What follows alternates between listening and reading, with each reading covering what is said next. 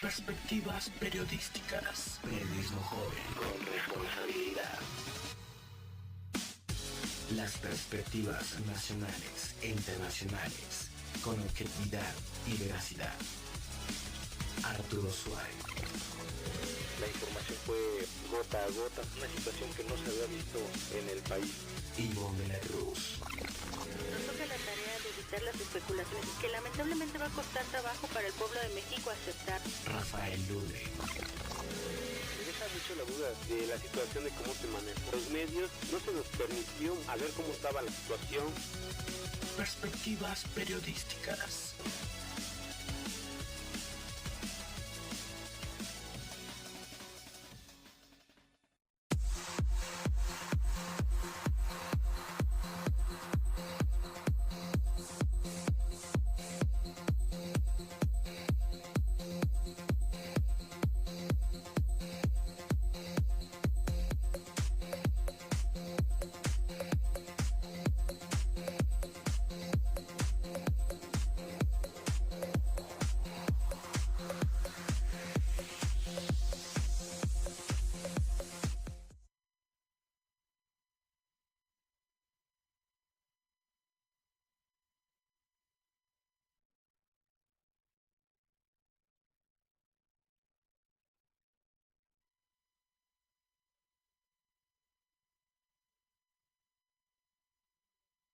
Perdón, y si gusta nos pueden mandar un correo electrónico pp1440@gmail.com para que nos haga llegar sus comentarios. De la misma manera les recuerdo que tenemos nuestra página, nuestro portal de noticias www.perspectivasperiodísticas.com. Rafael Lule, muy buenos días. Buenos días, Arturo, buenos días a todos los que nos están escuchando. Y como siempre les mandamos un saludo a todos aquellos que nos escuchan más allá de las fronteras de aquí de México, como es Argentina, Colombia, Venezuela y otros lugares del mundo, que precisamente a través de esta herramienta, de este medio que realmente nos facilita llegar a todas las partes del mundo, como es el Internet, y también por el hospedaje de Ciudad Radio, pues precisamente con esa oportunidad nosotros podemos llegar ante ustedes y que nos puedan escuchar. Muy buenos días, Débora, ¿cómo has estado? ¿Qué tal, Rafa? ¿Qué tal, Arturo? Aquí en cabina, buenos días. Pues muy bien, aquí iniciando con un día muy bonito, muy soleado, después de los días de lluvia y nublados que hemos tenido en la Ciudad de México, y bueno, pues iniciando un programa más. En esta ocasión, el tema de hoy va a ser sobre la violencia en el noviazgo y un poco esta parte del abuso sexual que se da en las relaciones interpersonales. Muy bien, pues combinado con lo que vamos a platicar con lo que es la editorial. Y bueno, antes de empezar, quisiera yo presentar precisamente a nuestro invitado, que el día de hoy pues está con nosotros y que en otras ocasiones también ha estado con nosotros, al profesor Mauricio Vega. Muy buenos días, Mauricio, ¿cómo estás? Buenos días aquí a los compañeros en cabina. Pues tendremos la oportunidad de hablar otra vez sobre arte. Particularmente estaba interesado en conversar sobre el Festival de la Luz, el Festival Internacional de la Luz 2013, que se realizó en la Ciudad de México apenas el fin de semana pasado. Muy bien, perfecto, pues muy interesante, pues estaremos platicando posteriormente, Arturo. Muy bien, Rafa, pues esta editorial de este sábado se lo queremos dedicar al conflicto que trae la Universidad Nacional Autónoma de México y este caso que se dio a conocer a través de un video del acoso sexual. La Universidad Nacional Autónoma de México acusó la tarde de ayer a la Comisión Nacional de Derechos Humanos de faltar a la verdad por hacer planteamientos falaces, sesgados y de mala fe, al señalar que hubo impunidad en el caso de la alumna de la preparatoria número 9 que fue acosada sexualmente por el profesor de física. En un breve comunicado, la institución académica reprobó el acoso del profesor Teodoro Castro Ruiz contra la alumna de bachillerato Vanessa Rodríguez, de 16 años de edad, y aseguró que se actuó en consecuencia. Añadió además que el maestro fue despedido y se acompañó a la alumna a la presentación de la denuncia penal respectiva, además de que ha participado en el desahogo de las pruebas y de los requerimientos ministeriales. Este caso de acoso sexual en contra de esta alumna, que se fueron incrementando durante la semana. Esto se dio a conocer prácticamente el inicio de la semana pasada, y se fue incrementando porque hubieron más denuncias sobre este profesor. Como suele suceder en este tipo de casos, seguramente en semanas posteriores se irán sumando algunas otras denuncias, no solamente a este profesor, sino seguramente destapará el acoso que se da pues a algunos otros alumnos y alumnas en esta institución. Habría que decir que no es la única, ni habría que decir también que seguramente este tipo de prácticas se lleva a cabo tanto en instituciones públicas como en instituciones privadas. Aquí habría dos conflictos: la parte que tiene que ver con el acoso sexual y la parte política en la que se está metiendo la Universidad Nacional Autónoma de México, y la parte política también en la que se está metiendo la Comisión de Derechos Humanos de este país. Hay que decirlo, las dos partes, la parte del rector de la UNAM y la parte del Ombudsman Nacional, han dejado de ser solamente trabajadores sociales para convertirse en actores políticos. La parte del el rector Juan Ramón de la Fuente, particularmente Juan Ramón de la Fuente y luego José Narro Robles, lo han convertido en un escenario político. Lo que diga el rector de la máxima casa de estudios tiene mucho peso en la sociedad. Y por otro lado, la Comisión de Derechos Humanos, el Ombudsman, también se convirtió en un puesto político. Por eso toma relevancia este caso de acoso sexual, pero sobre todo hay otro tema allí, que sería la parte política y esta parte de dimes y diretes en la que ya se enfrascaron, no el rector, sino la gente de la UNAM con la gente de la Comisión de Derechos Humanos. Sí, realmente es triste ver esta parte, porque sí se está manejando una cuestión política. Realmente lo que expone el rector, bueno, pues es una cuestión de que él argumenta que no sé por qué se está manejando de esta manera por el Ombudsman, por parte de la Comisión Nacional de Derechos Humanos, cuando él ha sido o ha sido parte de lo que son los catedráticos de la UNAM en años anteriores. Él sabe muy bien, así lo enfatiza el rector, que él sabe muy bien de cómo son los procesos dentro de la UNAM, y pues bueno, cuál es el extraño que manifiesta el Ombudsman al manejar toda la situación de esta manera. Sin embargo, pues la verdad es que también por cuestiones de otra índole, pues hemos obtenido algunos malos procedimientos que se manejan dentro de la UNAM. Realmente, Arturo, no es la primera vez que hay este tipo de problemas en la UNAM por parte de la área jurídica de la UNAM, porque realmente por ser representantes de una máxima casa de estudios que así se maneja, consideran ellos que tienen toda la verdad del mundo. Realmente no es así. Sí ha habido problemas. Yo en el caso particular estoy coadyuvando un asunto ante la Comisión Nacional de Derechos Humanos en contra de la UNAM, y realmente las personas de la UNAM, los del área jurídica, se portan de una manera muy muy grotesca, muy grosera y muy soberbia realmente. Son personas que se muestran muy cuadradas, no escuchan razones, y aunque uno les argumente, les fundamenta hasta en la cuestión jurídica, no, la verdad, y por eso es de que se entabla hasta la comisión, y aún así ante la comisión también se vuelven muy soberbios. Entonces a mí no me extraña que esta situación se haya manejado, no nada más es político, sino también las partes de la gente de la UNAM son muy soberbios. Realmente es un escarmiento que se le debe de dar a la universidad, y ahorita lo que se está manejando en la comisión es algo que realmente lleva también por parte mía mis respaldos, realmente, o sea, las personas de la UNAM no se portan nada sencillos, nada accesibles, y lo que está manejando el rector, el doctor Narro, pues bueno, es un papel pues que debe de hacerlo, ¿no? Pues es su papel el que debe de exponer de esta manera, pero realmente lo que está defendiendo es algo que debe de analizarse. Es muy preocupante que se maneje esa situación ante una situación de acoso sexual, y que no es la primera vez también igual que sucede dentro de las instalaciones de la UNAM. Ha habido muchos de los casos, ha habido mucho silencio por parte de esa situación, y que ahorita que se esté manejando así, que se esté expresando por parte de un estudiante, pues quieran callarlo.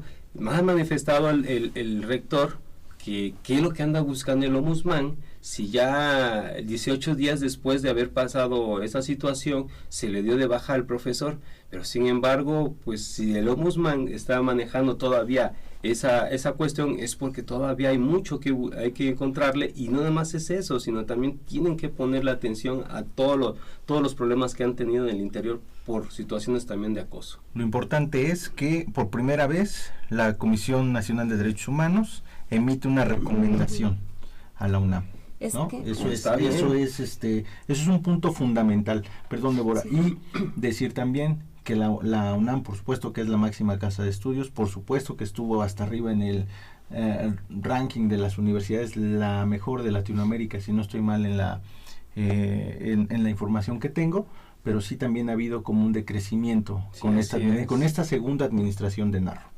Sí, y bueno, aquí también, como bien dices, Arturo, lo trascendental es que es la máxima casa de estudios y que por primera vez se está emitiendo una recomendación de esta naturaleza.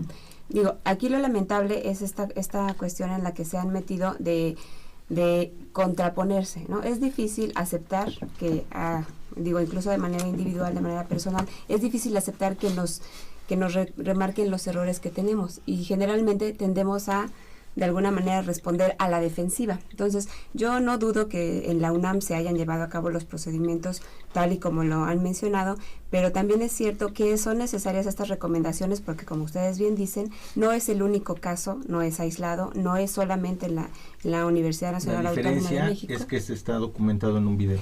Así es, exactamente, y que está documentado, que muy bien ustedes mencionan, destapa y que finalmente pone de manifiesto una situación que tanto mujeres como hombres, porque no solo las mujeres vivimos en el día a día, en este caso en la universidad, pero bueno, puede ser en el trabajo, puede ser incluso en la misma familia, y lo lamentable es que se haya personalizado, que estén ya manejando cuestiones de nombres, en el sentido de que pues la administración es mala por una u otra persona o por algún interés político. Eso es muy lamentable porque entonces se sale de lo público y empieza a ser una cuestión más de chisme, ¿no? De yo te digo, tú me dices, y entonces a ver quién habla más fuerte, quién grita más fuerte, y entonces será el que tiene la razón, y creo que no es la manera en cómo deben enfrentarse estas situaciones. Finalmente, si hay una recomendación y se tienen que tomar cartas en el asunto, pues deberían tomarse, y si no, de todas maneras, el hecho de que esté ahí puesta de manifiesto es un gran avance, no solo para la UNAM, sino para todas las universidades. A todos nos conviene tener una Universidad Nacional Autónoma de México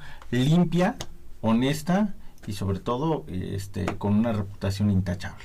Sí, y hay que ser hay que ser sencillos, hay que aceptarlas. Cuando uno comete un error, pues hay que aceptar ese error, hay que enmendarlo.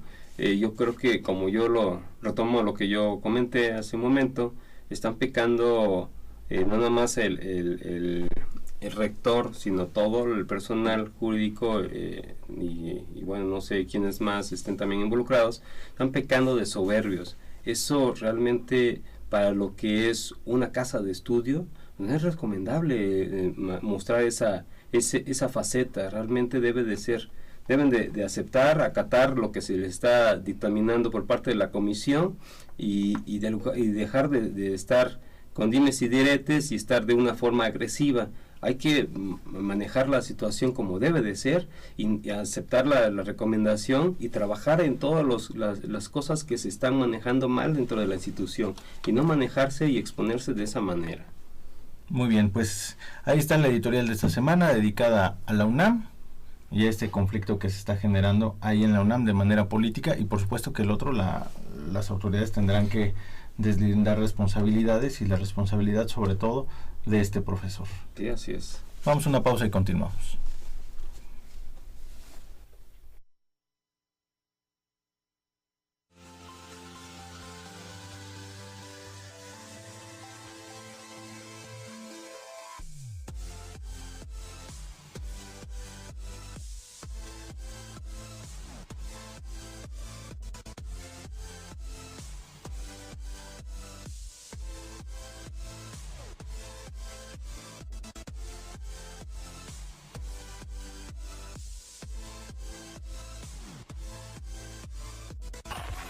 Perspectivas periodísticas. Escucha a Ivonne de la Cruz, Arturo Suárez y Rafael Ule. Todos los sábados, en punto de las 8 de la mañana. Los sucesos y acontecimientos que mueven a México Y el mundo. Perspectivas periodísticas. Ciudadradio.mx.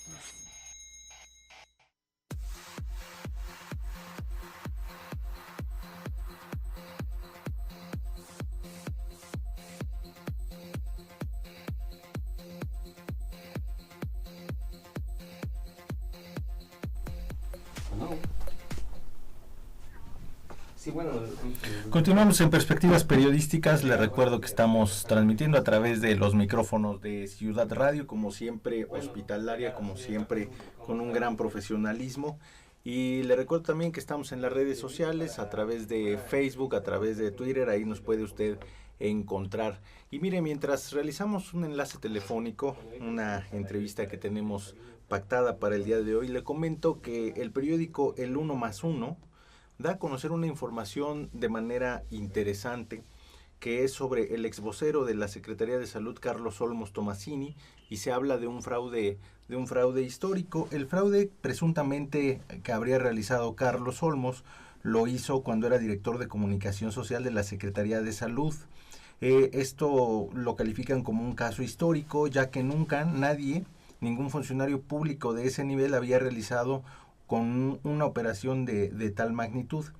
El fraude que habría realizado Carlos Olmos ascendería hasta donde se sabe a 216.556.467 pesos. Le repito la cifra, 216.556.467 pesos, los cuales fueron producto de operaciones que el comunicador realizó con medios a los que les pagaron, y de los cuales se revisaron, por lo menos de estos que 148 medios pequeños de dudosa procedencia, se dice, 24 resulta que no existen.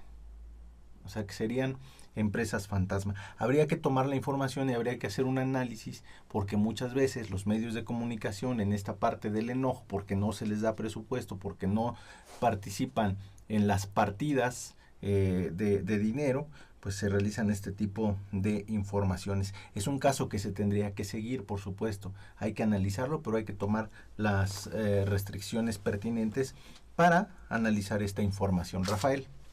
Pues muy bien, en la línea tenemos a Angelina Méndez, quien es delegada de Tláhuac, y precisamente nos viene a comentar sobre este presupuesto que se está manejando para un reencarpetamiento a lo que es la carretera Tláhuac-Chalco.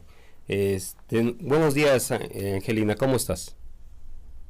Bien, buenos días. ¿Nos podrías comentar o agregar referente a este presupuesto y cuáles son los beneficios que se van a tener para todos los habitantes de esa comunidad? Mira, comentarte que afortunadamente hemos podido avanzar en ir reencarpetando algunas calles que estaban en un estado muy, muy lamentable. Uno de ellos fue la carretera que nos conecta del pueblo de Tetelco a San Andrés Mixqui. Tuvimos que darle mucha prioridad por el asunto de la festividad del Día de Muertos, el 2 de noviembre. Entonces, antes del 2 de noviembre esa calle quedó reencarpetada. Es una avenida muy importante para el acceso al pueblo de San Andrés Mixqui, con una inversión aproximada de 1.800.000 pesos. Y hay otras realidades que de alguna manera les estamos poniendo atención, como es la Estanislao Ramírez Ruiz, que es un tramo que también se reencarpetó de eje 10 a Riachuelo Serpentino. Otra vialidad que también ya era muy necesario, que teníamos ahí un reclamo constante en la ciudadanía, es la prolongación, división del norte en el poblado de San Juan Iztayopan, del tramo que comprende norte del comercio a entroncar con Ramos Millán. Y bueno, el jefe de gobierno el pasado lunes anunció el reencarpetado de la avenida que nos conecta con Chalco, Valle de Chalco, una avenida muy importante para el tránsito vehicular, sobre todo de transporte público, que llega al CETRAM. Consideramos que va a ser de mucho beneficio para la comunidad no solamente de Tláhuac, sino de la zona conurbada del Estado de México. Afortunadamente nuestro jefe de gobierno está muy atento a las necesidades de la comunidad y bueno, pues esa vialidad en los próximos días se iniciará el reencarpetado. Muy bien, ¿cuánto es el presupuesto que se está considerando para este reencarpetamiento? Bueno, mira, el presupuesto para esta vialidad que consideramos es muy importante, el proyecto que nosotros presentamos al jefe de gobierno fue de 23 millones de pesos para el reencarpetado de esa vialidad. ¿Y cuál sería el beneficio para la comunidad en el aspecto de la comunicación? No sé cómo está ahorita esa avenida, si está en obra regular o está en mal estado. No, está totalmente, la vialidad en este momento, las condiciones en las que está totalmente destrozada. Es una vialidad que atraviesa los humedales de Tláhuac y por el tipo de suelo que tenemos y el exceso de uso, pues de alguna manera en este momento la carpeta está totalmente destrozada. Hay tramos en los que hay que transitar con mucho cuidado por la razón de que tenemos las lagunas hacia los lados. Entonces, pues para evitar accidentes y viendo las condiciones en las que está, le planteamos al jefe de gobierno el poder ponerle atención y bueno, afortunadamente se da el presupuesto para arreglar esta vialidad. Muy bien, Angelina, pues nos da mucho gusto saber esta situación y sobre todo a los habitantes de esa comunidad que realmente pues se ha manejado, que ha trabajado muchísimo precisamente para Tláhuac.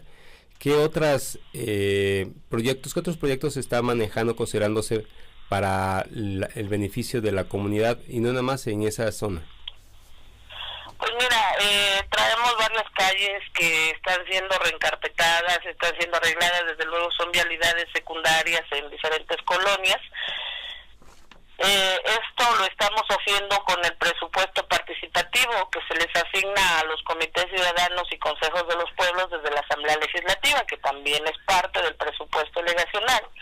Pues estamos haciendo varios trabajos, sí, en diferentes colonias como La Nopalera, Los Olivos, el pueblo San Juan Iztayopan, Jaime Torres Bodet, San Andrés Mixqui.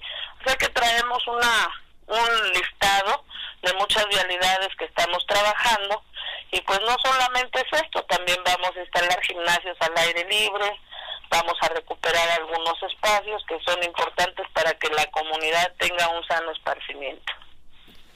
Pues me da mucho gusto escuchar esa situación, Angelina. Te damos las gracias por habernos atendido esta llamada y habernos platicado este nuevo proyecto que se está manejando en Tláhuac en beneficio de la comunidad de ahí de Tláhuac. Y pues estamos comunicándonos contigo para en otra ocasión pues tenerte también en la línea y bueno, si se pudiese personalmente, pues qué mejor. Claro que sí, cómo no, yo agradecerles que a través de este medio pues también podamos llegar a la ciudadanía de Tláhuac, agradecerles el espacio y desde luego que con todo gusto, cuando tengamos la oportunidad y nos inviten, estaremos con ustedes. Gracias, Angelina, estamos en contacto. Hasta luego. Muchísimas gracias a la delegada y también a Rafael por este enlace. Hacen falta muchas vías de acceso al Distrito Federal y también a estos lugares como Tláhuac, pero que sean de calidad. Vamos a hacer una pausa y regresamos en breve a Perspectivas Periodísticas.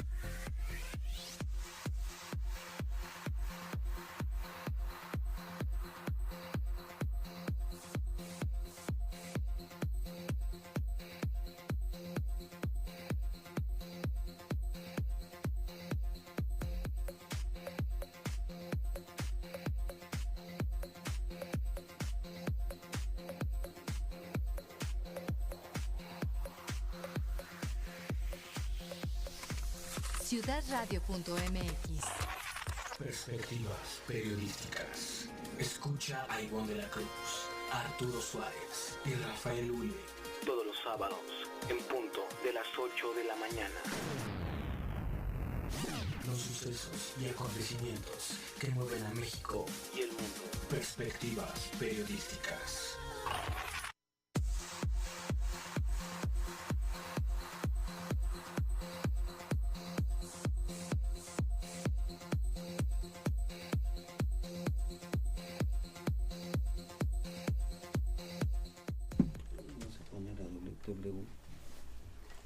Continuamos en Perspectivas Periodísticas.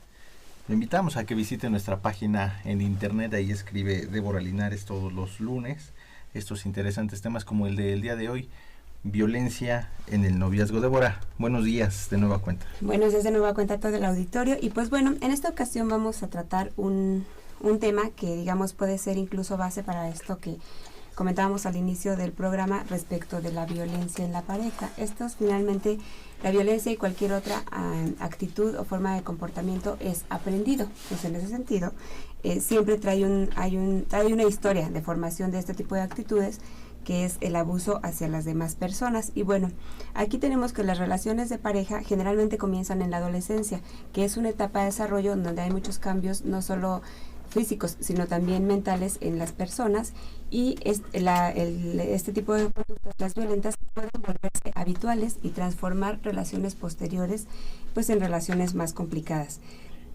La violencia en el noviazgo o en la pareja involucra la amenaza o el uso de la fuerza física. También puede haber maltrato verbal, emocional, psicológico, conductas de control e incluso abuso sexual. Se da de hombres a mujeres y de mujeres a hombres, y generalmente, pues bueno, como decía, las desarrollamos desde la adolescencia, incluso desde los primeros años de vida en nuestra familia.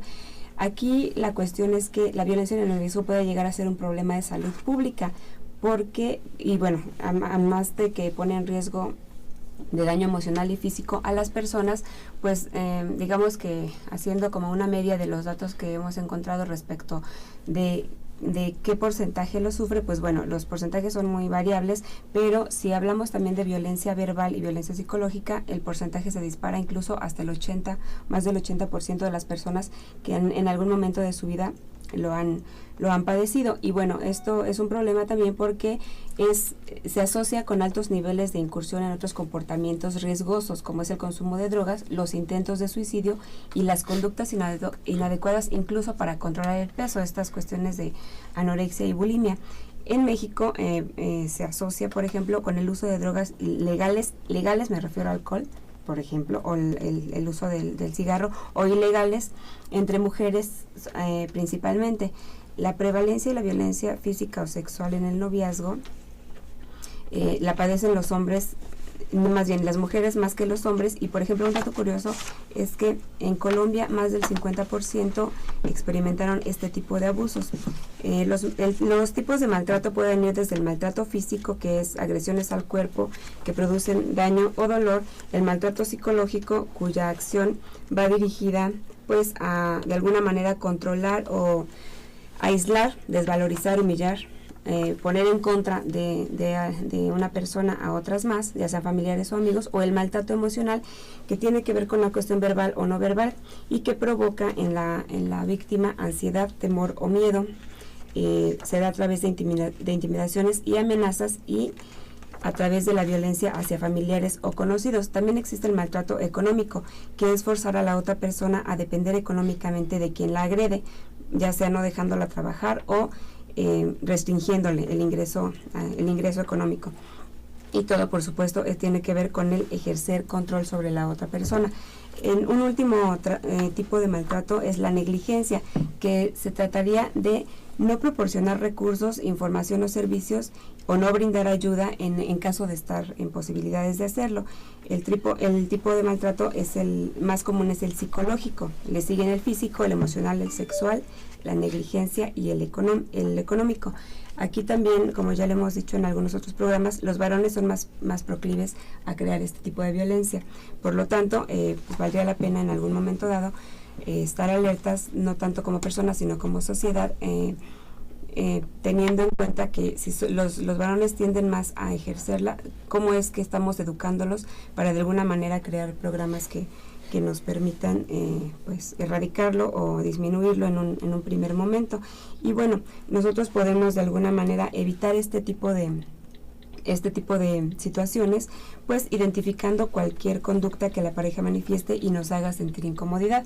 Les voy a mencionar algunas que seguramente les van a quienes han sufrido este tipo de situaciones les van a sonar muy conocidas, como es vigilar a la pareja en diversos espacios, controlar el tiempo de la pareja, controlar sus actividades cotidianas, imponer su punto de vista sobre la pareja, hablar mal de ella con amigos o conocidos, acusarle de infidelidad sin tener pruebas de ello, llamarle varias veces al día para averiguar qué está haciendo, referirse a asuntos pasados que hayan vivido para hacerla sentir mal o chantajearla, robarle dinero, obligarla a tener comportamientos sexuales que a la pareja no le agradan o con los que no se siente a gusto.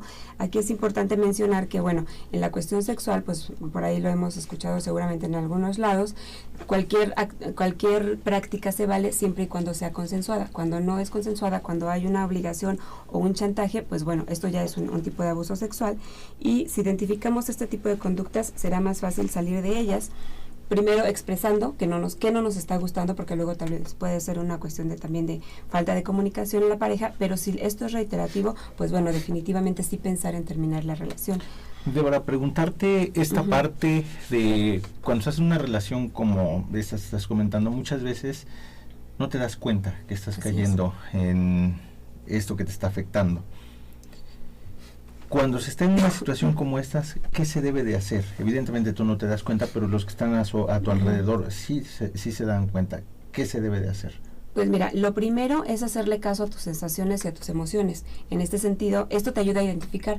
¿Por qué? Porque si tú estás sintiendo cierta incomodidad, quiere decir que no está bien lo que estás viviendo, que no va de acuerdo a tus principios, de acuerdo a tus valores, de acuerdo a tus costumbres. Entonces, lo importante es no hacer caso omiso a estas señales que tu mismo cuerpo te manda y de alguna manera exponerlo. Ahora bien, si aún no le haces caso a tu cuerpo y a tus sensaciones, pues bueno, siempre sí tener en cuenta que hay personas que nos aprecian, que nos quieren, que nos valoran y que se dan cuenta del tipo de situaciones que estamos viviendo, y a lo mejor poner en tela de juicio un poco lo que nos digan. Si nos están diciendo que hay una situación que no es permisible, sí, que no debe de ser, que no es adecuada, pues bueno, por lo menos darle el beneficio de la duda y otra vez regresar a ver cómo nos estamos sintiendo para ver qué podemos hacer al respecto. Y bueno, ya nada más para concluir, pues sí sería importante también que pues a través de las diversas instituciones que hay en el país y en toda Latinoamérica y a nivel incluso mundial, el diseño de políticas públicas y programas que sensibilicen, que nos hagan darnos cuenta, este caso que sucedió con la UNAM, el hecho de visibilizar las situaciones hace que los hagamos conscientes y que nos pongamos a pensar que podemos estar cayendo en esas mismas situaciones, que no nos habíamos dado cuenta porque a lo mejor, a lo peor más bien, en el peor de los casos, es una forma de vida que tenemos, pero que finalmente si alguien más lo está exponiendo de una manera, digamos que no favorece a quien lo está viviendo, pues entonces sí, mirar un poco hacia nosotros y pensar qué está pasando.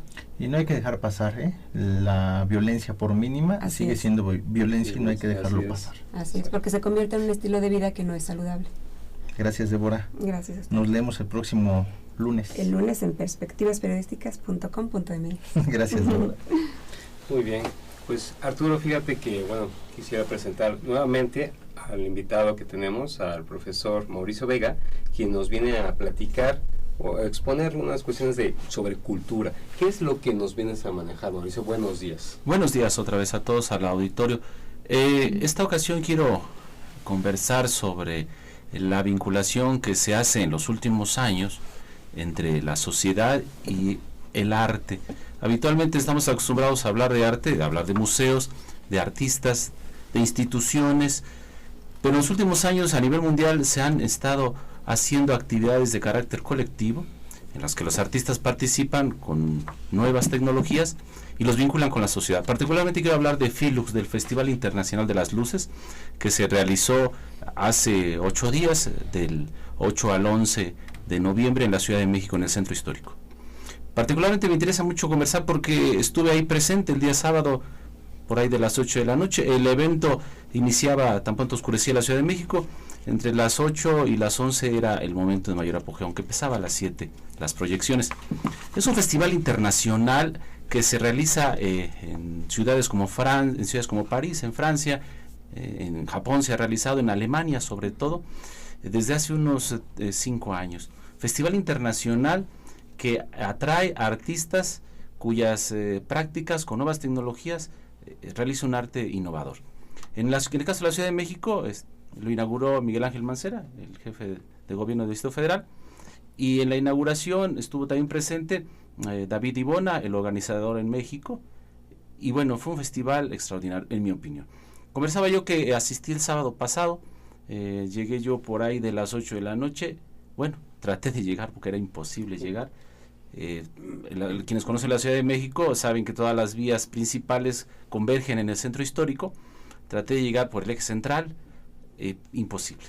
Tomé otra calle, Vértiz y prolongación hacia el centro, imposible. Retorné por Chapultepec, avenida Chapultepec, hacia 20 de noviembre. Fue lento el tren, bueno. ¿Te hubiera sido Metrobús, Mauricio? No, estaba cerrado, se suspendió el servicio del Metrobús del centro histórico, se suspendió. No, ahí es donde entra lo que yo con mucho optimismo quiero señalar. Fíjate que no fue falla en ese caso de servicio, sino de la gente que acudió al evento. Eso particularmente como artista visual, ustedes saben, soy artista visual, grabador, pintor, me interesa mucho que la gente se acerque a las expresiones de arte y de cultura en general. Mira, lo sabemos ustedes como periodistas que en los últimos años han desaparecido de revistas y diarios nacionales e internacionales las secciones culturales. Con el argumento, bajo el argumento, los propietarios de los medios, de que no hay interés en la gente en la cultura, que a la gente no le interesa la cultura. Mi punto de vista es que a la gente sí le interesa, al que no le interesa es al propietario de los medios. Porque no solo de diarios se han desplazado las secciones culturales, sí, también de los programas de radio y televisión. Prácticamente no existe información. Entonces, me entusiasma ver aquello porque, bueno, en el punto álgido seguramente había en el centro histórico, en la Alameda, frente al Palacio de Bellas Artes, en el Zócalo, en la Ciudad de México, en las calles aledañas, yo calculo alrededor de 5,000 a 10,000 personas caminando, circulando. Comento esto porque quiero la experiencia compartirla, aparte de, si da el tiempo, conversar sobre la organización del festival. El Festival Internacional de la Luz atrae artistas, una organización internacional, invitados y vinculados con artistas del país. ¿Qué es esto del Festival Internacional de la Luz? Es reunir artistas que trabajan con nuevas tecnologías y que usan como medio la luz o la iluminación para crear obras de arte efímero. Entonces, en el caso de la Ciudad de México, por ejemplo, se realizaron, me parece que 80 acciones o de este tipo lumínico, y particularmente la que más llamó la atención es la que se realizó en la fachada del Palacio de Bellas Artes. Una proyección monumental en la que se proyectaban diversos escenarios lumínicos, y que bueno, a la gente le entusiasmaba, era un placer ver a la gente manifestarse como si estuviera en el concierto de rock, gritar cuando cambiaba la escena, lumínica exclusivamente con efectos de luz y efectos de carácter geométrico, en fin, muy interesante ver cómo la gente se entusiasmaba. Pero quería yo comentar esta experiencia porque lo más importante para mí es que la gente se dé cuenta que sí hay, la cultura sí es atractiva, pero lo que ocurre es que, bueno, creo que a los que dirigen este país o a quienes dirigen en general la política en el mundo, es a los que no les interesa, no a la gente en concreto. Entonces comentaba, llegué yo por 20 de noviembre, 2 horas para llegar, dejamos el auto en el estacionamiento, caminé al Zócalo para ver si podía participar en algunos de esos eventos que fueron totalmente de carácter gratuito. Todas las actividades fueron gratuitas, todas colectivas, pero imposible acceder a los recintos. Se realizó en varios recintos museísticos de la Ciudad de México, como el Palacio del Arzobispado, de la Secretaría de Hacienda, el Museo de la Luz, el Laboratorio de Arte Alameda, y bueno, imposible acceder a los recintos. Las filas eran de veras numerosas. Quise acceder al Palacio del Arzobispado, la fila, para quienes conocen, estaba desde el costado del Palacio Nacional hasta Catedral, unas 500 personas formadas para poder acceder a ver uno de los eventos lumínicos que se presentó ahí. De ahí preferí trasladarme a Bellas Artes para ver el espectáculo en fachada. Y bueno, igual la calle de Madero, para quienes conocemos la Ciudad de México, la calle de Madero es actualmente peatonal exclusivamente. Bueno, aquello era un espectáculo por la cantidad de gente que había, iba y venía. Finalmente, después de media hora de caminar entre la multitud, llegué hasta el Palacio de Bellas Artes y cerrado el eje central, la gente de manera espontánea lo tomó, cerró el eje central, cerró Avenida Juárez y aquello estaba lleno. Entonces realmente es agradable ver cómo la gente se acerca al arte. No era un espectáculo cobrado, es un espectáculo totalmente gratuito, y la gente, bueno, participando, gritando cuando se cambiaban las proyecciones monumentales, recorrió los escenarios, se trató de 3 escenarios, entre la Alameda, el Zócalo, y me parece incluso Garibaldi, y los escenarios eran maravillosos, ¿no? Y de los que yo presencié, y logré presenciar porque era imposible recorrer los trayectos, fue la proyección monumental en la fachada del Palacio de Bellas Artes, y lo que se llamó Errantes, que era muy bonito porque en la Ciudad de México está el Turibús, es decir, un autobús que hace recorridos por diversos sitios históricos y culturales de la Ciudad de México.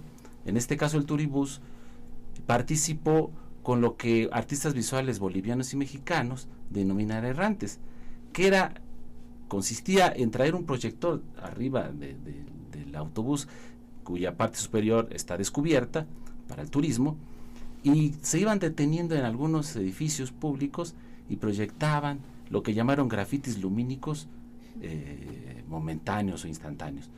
Y me tocó ver los grafitis que se proyectaron sobre la fachada del Museo Nacional de Arte en Tacuba, realmente un espectáculo maravilloso. Entonces, bueno, sería un llamado, una invitación a que la gente asista, aunque creo que no hay necesidad, la gente se entera, la gente está ahí y le interesa la cultura. Mauricio, retomando lo que tú habías comentado sobre esta parte de la cultura, que le hace falta un poquito más de proyección, han hecho mucha proyección por parte de los gobiernos. ¿Tú crees conveniente que en la parte de aquí, de la capital del país, como es la Ciudad de México, ¿tú crees conveniente que las calles centrales del centro histórico, como bueno, en el caso de Madero, que en la administración del licenciado Marcelo Ebrard se cerró y que ha dado pauta a que se maneje este tipo de cosas, este tipo de pequeños eventos culturales, pero ¿no crees conveniente que también se maneje en otras calles de tal manera que se pueda pues futurizar un centro histórico que se pueda prestar para eventos culturales, como el caso de Guanajuato, diría yo, como el caso de Central Park allá en Nueva York?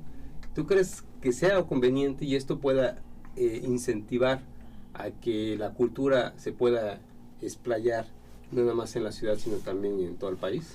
Sí, fíjate que uno de los aciertos de los gobiernos de izquierda en la Ciudad de México, que tiene más de 12 años al frente de la política de esta ciudad, ha sido el apoyo a la cultura.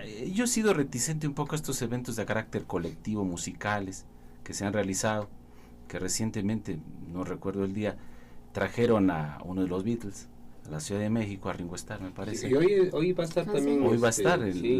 Bueno, aunque ya ahorita, pero ya canceló el estar en el Zócalo, pero sí va a estar. ¿Canceló? Sí, canceló el día de ayer, canceló, pues, que van a hacer un evento masivo ahí en el Zócalo, precisamente enfocado hacia La Paz, pero por cuestiones de la agenda, Ringo Starr no va a poder estar ahí, pero va a estar en otros eventos. Sí, son digamos cosas a las que me resisto un poco, porque creo que esta masificación de la cultura tiene también su sesgo de cierta manipulación. Pero por otra parte está la gente interesada en otro tipo de arte que se aleja un poco del interés económico y se interesa más en la gente, como lo que es este evento de Filus, totalmente gratuito, que costó desde luego a quienes los organizaron y a la Ciudad de México abrir los espacios, pero créanme que rinde frutos. La gente tiene una experiencia artística muy diferente y hay emoción, que es lo que como artista me interesa mucho señalar. Yo espero que el gobierno del DF siga promoviendo, atrayendo estos eventos internacionales y colocando, como lo dijo Miguel Ángel Mancera en la inauguración, ubicando a la Ciudad de México en un nivel, desde luego, de primer mundo, que a nivel cultural, he de decirlo, México lo tiene. Es un artista, entre sus artistas se cuentan actualmente gente de primer nivel. Alguien por ahí ha dicho, críticos de arte, que México es una potencia en el área cultural y artística por el nivel de sus artistas, de sus pintores, de sus músicos, de sus cantantes de ópera, y que bueno, la gente a veces no lo aprecia al interior, como suele ocurrir, pero en el exterior, créanme que la visión que se tiene de un México cultural es muy fuerte y muy sólida. Y bueno, también nada más en la Ciudad de México, sino se debe de explayarse en otras ciudades u otros estados, como, bueno, ya se ha estado manejando en Guadalajara, y bueno, hubo un tiempo que también se manejó en Monterrey. Ahorita la verdad se ha estado apagando mucho en ese sentido, pero sería muy interesante que en otros estados se esté manejando, por ejemplo, en Yucatán, en Tabasco, en Chihuahua, ¿no? ¿No crees? Sí, fíjate que sí. Particularmente Guadalajara tiene una actividad cultural muy intensa. Recién, se va a inaugurar la Feria Internacional del Libro, que es en América Latina e Iberoamérica completa la feria del libro más importante que se realiza. Entonces, en ese sentido, una felicitación al gobierno del DF, que al menos en el área cultural me parece que está haciendo lo adecuado con los recursos públicos. Muy bien. Rafa, nada más decir antes de que mandes a corte, que nos interesa mucho la difusión de la cultura en perspectivas periodísticas. Yo creo que sería muy interesante y muy bueno que te vuelvas nuestro colaborador constante, que nos traigas cosas de cultura y también que podamos publicar cosas sobre cultura como mucho más comentadas, mucho más vivenciales, como lo que acabas de hacer este día.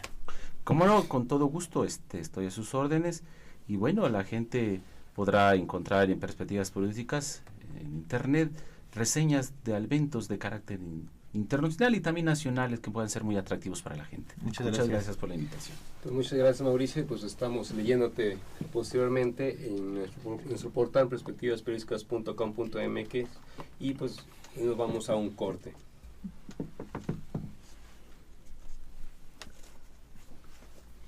¿De qué vamos a hablar hoy, Doc?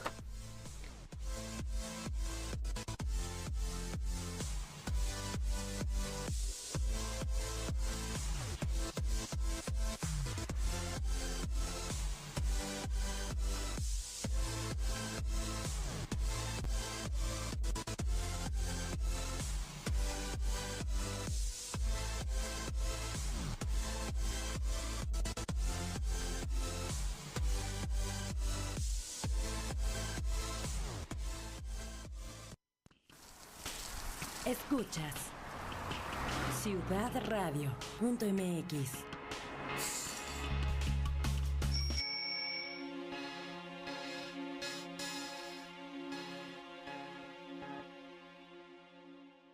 ¿Qué tal, amigos? Como cada 8 días les tenemos sugerencias sobre lectura, y en esta ocasión tenemos en la línea telefónica a Porfirio Muñoz Ledo. En esta ocasión vamos a platicar sobre su libro Memoria de la Palabra. Porfirio, muy buenas noches. Muy buenas noches, ¿cómo estás? Pues un gusto saludarte, Porfirio. Ahora nos escribes Memoria de la Palabra. Cuéntanos cómo nace esta idea.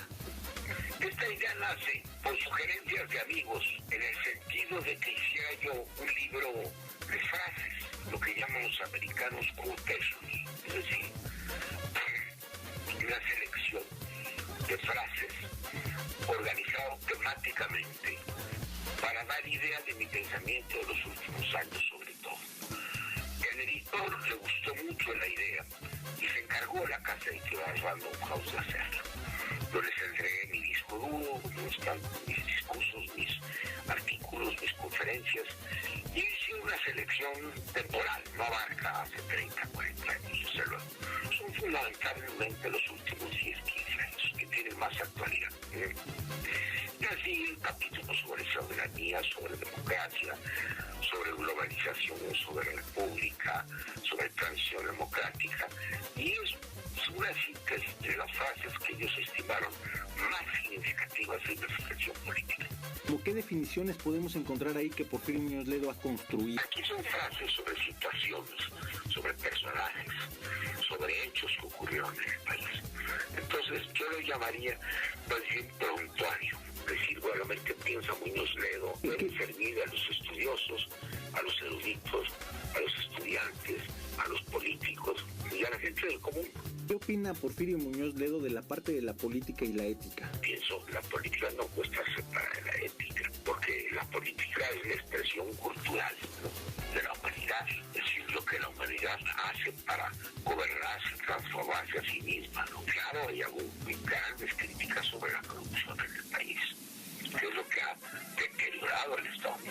¿Qué otros conceptos vamos a poder encontrar en este texto Memoria de la Palabra de Porfirio Muñoz Ledo? Mira, tú tienes muchas cosas. Aquí se ha confundido mucho lo que es la globalización con lo que es una nueva forma de dominación. Está muy bien explicado, creo. Tienes capítulos más específicos, por ejemplo, el debate actual sobre el petróleo ya lo habíamos tenido en el 2008, y ahí está lo cual debe ser la política mexicana en materia de energéticos, cuáles son las motivaciones del gobierno, etcétera. Tú puedes encontrar ahí definiciones sobre hechos políticos claros, que ha sido la transición democrática en México, que ha sido la transformación, en qué hemos avanzado, en qué no hemos avanzado. Porfirio Muñoz Ledo, ¿algún capítulo que sea el que te haya llamado más la atención o el que lo hayas escrito con mayor cariño, con mayor vehemencia? A mí me parece lo más seleccionador, lo más importante. Por ejemplo, mis ideas sobre por qué México debe tener una nueva constitución.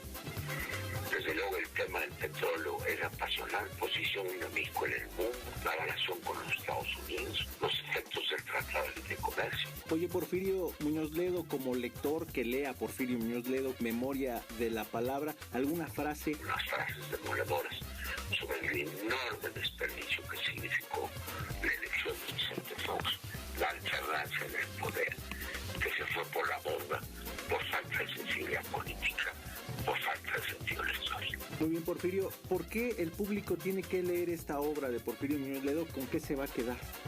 No tiene por qué leerlo. Tiene, es decir, tendría interés en leerlo si se interesa por el pensamiento progresista del país. Yo tengo una posición ideológica. Y tendría por qué leerlo si se interesa por los temas que ahí están adentro. Muy bien, Porfirio, ¿algo más que desees agregar? Esta colección, por cierto, de no se llama debate. Así es. Es una contribución. Yo digamos en creencias políticas, no porque sean irrefutables, sino porque son las posiciones que adopté en momentos precisos de la historia del país. Pero sí es un buen libro de consulta, yo lo creo. Creo que el editorial hizo muy buen trabajo. Gracias, Porfirio, muy buenas noches. Gracias a ti, buenas noches. Perspectivas periodísticas. Escucha a Ivonne de la Cruz, Arturo Suárez y Rafael Ule. Todos los sábados, en punto de las 8 de la mañana. Los sucesos y acontecimientos que mueven a México y el mundo. Perspectivas periodísticas.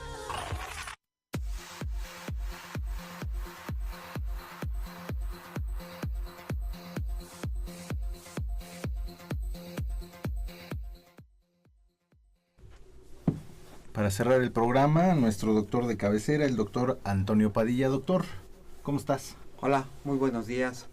Muy buenos días. Antes que nada queremos felicitar a los Pumas Acatlán, que se coronaron en la Conferencia Nacional de la UNEFA, venciendo... Jerry, tú tienes los datos. Sí, buenos días, Arturo, y a todos a nuestros radioescuchas. Vencieron a los Lobos de la Universidad Autónoma de Coahuila 45-38 en la Conferencia Nacional de UNEFA. O sea, estuvo cerradón. Estuvo muy cerrado. Y felicitarlo y reconocer a los Pumas de Acatlán que hicieron un buen trabajo. Muy bien, pues felicidades a los Pumas, ¿no? Hablábamos hoy, estuvo muy de la UNAM el programa, ¿no? E incluso, Rafael Lule trae su sudadera de los Pumas. Mucho Puma aquí. Todos. También, También todos somos Pumas.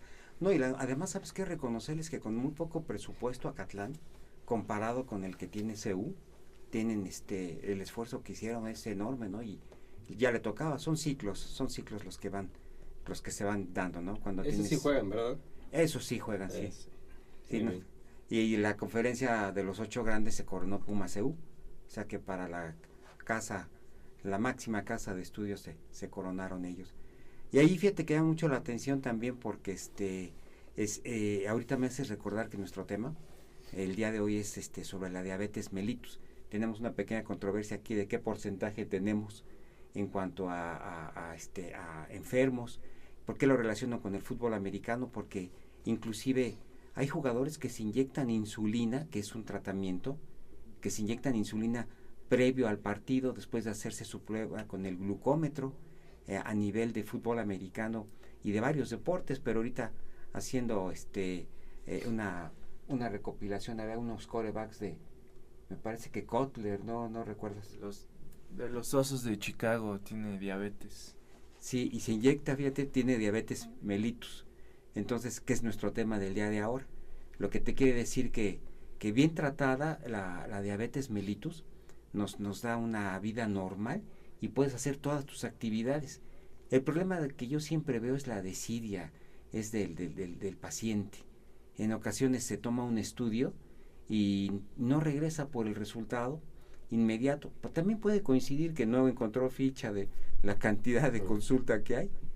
Mira, yo estoy asombrado que en la clínica donde trabajo, mis pacientes me informan que se forman desde las 5 de la mañana para obtener una ficha. Entonces, yo creo que hay un llamado de atención al ISSSTE, de qué te sirve la consulta programada. Entonces, a nuestros pacientes a las 5:30 están formados y no es... Los invitamos a que nos vayan a ver ahí a Lomas Verdes para que vean que lo que estamos mencionando no es mentira. Y muchos pacientes que tenemos, ahí sí, maestro, hace rato que comentábamos las estadísticas, muchos de nuestros pacientes cursan con el síndrome metabólico, que te habla de las enfermedades que generalmente la diabetes nunca viene solita. Un síndrome metabólico se considera la presión arterial elevada, o sea, la hipertensión arterial. Un cuadro importante de aumento en los lípidos, colesterol, triglicéridos, es eso, el síndrome de la dislipidemia que se está manejando también, y aparte la diabetes. Esa sería una triada de 3 enfermedades. Entonces, así generalizando, el problema es que el páncreas genera una hormona que se llama insulina, y esta insulina a veces no funciona como debe de funcionar, y entonces los pacientes que tienen la tendencia, la herencia a que generar mala alimentación. También en el corte hablábamos de los refrescos, ¿no? De que así también alguien propuso que tenían que tener un pesito de más los refrescos, y al final de cuentas lo vamos a pagar nosotros, ¿no? Los consumidores. Pero así en general la insulina, que es la hormona, y no sé, que es producida por el páncreas, no actúa normal, te genera la diabetes mellitus en los jóvenes y en los niños. Esa se le consideraba anteriormente como diabetes mellitus juvenil, la primera, que se llamaba insulino dependiente. Quiere decir que los jóvenes no reaccionan, y adultos jóvenes y los niños no te reaccionan con los hipoglucemiantes orales. ¿Qué son los hipoglucemiantes orales? Son las tabletas que manejas en forma oral, tú te los tomas bajo una prescripción dependiendo de la cifra que tengas en el organismo de azúcar. Esos hipoglucemiantes orales son muy conocidos como la metformina, que también la glibenclamida. Hay asociaciones como el bioglukón, que es un medicamento comercial. Deben de ser caros, Rafa. No comentábamos también el costo, ¿verdad? Con Débora. Doc, yo preguntarte, en la semana vi algunas estadísticas y notaba que el porcentaje es mayor en las mujeres. ¿Es cierto y a qué se debe? Mira, yo creo que desafortunadamente en las mujeres se está presentando porque inclusive a nivel, tiene que ver mucho también, por ejemplo, con el aspecto hormonal.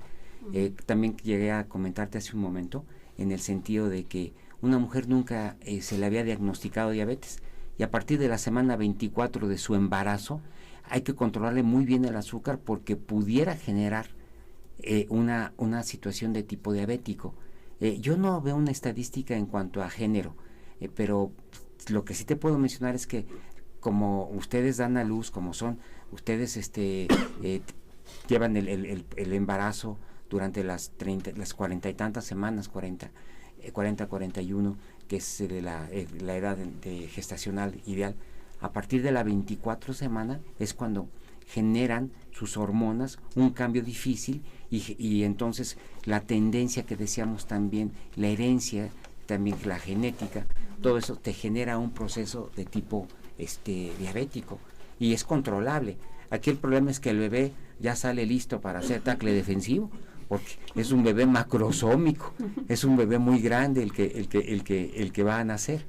Entonces, sí puede ser, Débora, que tuviera mucho que ver a nivel hormonal. Aunque fíjate que en la consulta en la que yo tantos años